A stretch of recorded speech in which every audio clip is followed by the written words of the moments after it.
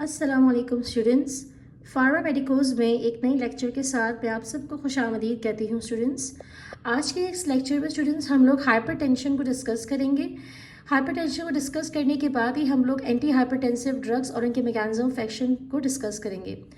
तो before discussing the anti hypertensive drugs आपको सबसे पहले पता होना चाहिए कि हाइपरटेंशन क्या है। हाइपरटेंशन को हम लोग ब्लड प्रेशर कहते हैं, ठीक है। हाइपरटेंशन का शॉर्ट फॉर्म हम लोग इसको HTN भी कहते हैं, ठीक है। अब ये ब्लड प्रेशर हमें कैसे पता चलेगा कि एक पर्सन का ब्लड प्रेशर है और एक पर्सन को ब्लड प्रेशर नहीं है। तो अगर कोई ब्लड प्रेशर का पेशेंट है तो उसकी जो वैल्यू होगी वो 140 से 90 से ग्रेटर देन होगी, ठीक है। और अगर नॉर्मल पर्सन की बात करें जिसको ब्लड प्रेशर नहीं है तो उसकी वैल्यू जो है वो 130 से 80 कम आनी चाहिए। अब ये 130, 80, 140, 90 ये क्या है? यहाँ पर स्टूडेंट्स आप देख सकते हैं जो पहली वाली वैल्यू होती है ना उसको हम लोग कहते हैं सिस्टोलिक ब्लड प्रेशर, और जो सेकंड वाली वैल्यू होती है जैसे यहाँ पर ब्लड प्रेशर में 90 और नॉर्मल पर्सन में 80, इसको हम लोग कहते हैं diastolic blood pressure. Systolic blood pressure कब होता है? ये तब होता है जब हार्ट कॉन्ट्रैक्ट करता है। डायस्टोलिक ब्लड प्रेशर तब होता है जब हार्ट रिलैक्स करता है। आपको पता है कि आपका हार्ट जो है वो मुसलसल कॉन्ट्रैक्ट नहीं करता, हर कॉन्ट्रैक्शन के बाद रिलैक्सेशन फेज भी आता है। तो कॉन्ट्रैक्शन के दौरान जो ब्लड प्रेशर कॉज होगा उसको हम सिस्टोलिक ब्लड प्रेशर करेंगे और during the relaxation it will be diastolic blood pressure. तो ये आपको मैंने वैल्यूज बता दी यहाँ पर। अब हम बात करते हैं कि ये ब्लड प्रेशर होता कैसे है। नॉर्मली यहाँ पर मैंने एक वेजल्स ड्रॉ की हैं। पहली वेजल जो है ये नैरो है, दूसरी वेजल वाइड है।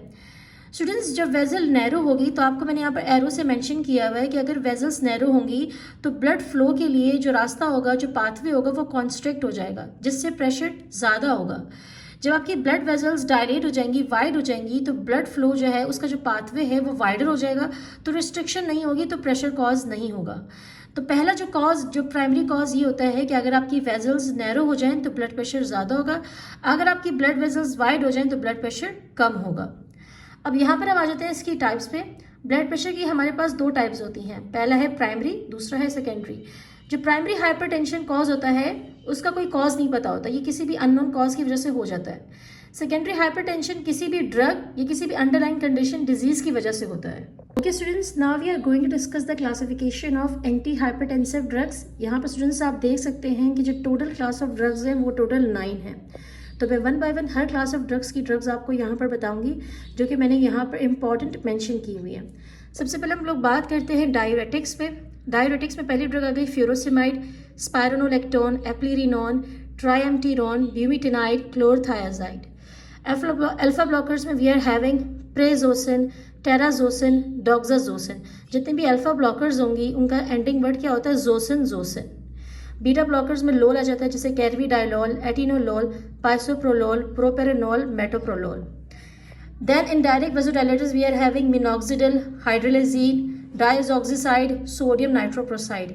अब आपको मैंने स्टार्टिंग में जो वेजल की डायग्राम ड्रॉ करवाई थी कि वेजल्स अगर नैरो होंगी तो ब्लड प्रेशर ज़्यादा होगा ड्यू टू कॉन्स्ट्रिक्शन, वाइड होगी तो नहीं होगा।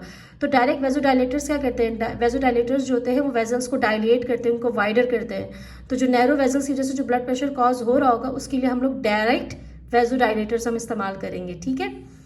उसके बाद 5th क्लास आ जाती है रेनिन इनहिबिटर्स में we are having aliskiren, ACE inhibitors में we are having captopril, lisinopril, fosinopril. इसकी हर ड्रग के एंडिंग में प्रिल प्रिल आ रहा है। Then we are having calcium channel blockers में amlodipine, फेलोडाइपिन, निमोडाइपिन, वेरापेमिल, डिल्टाइजिन। And the last class of drug is centrally acting sympathomimetics in which we are having methyl dopa, gonabens और गोनीडाइन। तो यहीं से students classification of drugs complete होती है। इंशाल्लाह next class में हम एंटी हाइपरटेंसिव की हर क्लास ऑफ ड्रग को डिटेल से डिस्कस करेंगे।